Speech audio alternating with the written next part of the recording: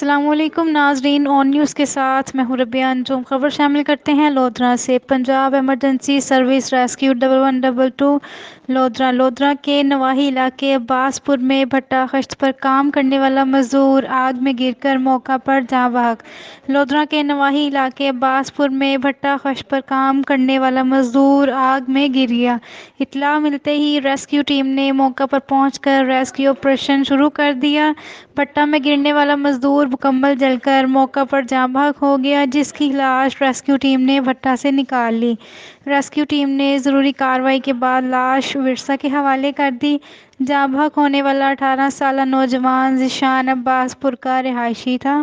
Report کرتے ہیں crime reporter Rao علی بابر، آن news Lodhran. Like کریں، کمنٹ کریں، شیئر کریں اور بیل آئیکن کو پریس کرنا مت بھولیں۔ دیکھتے رہیے آن نیوز۔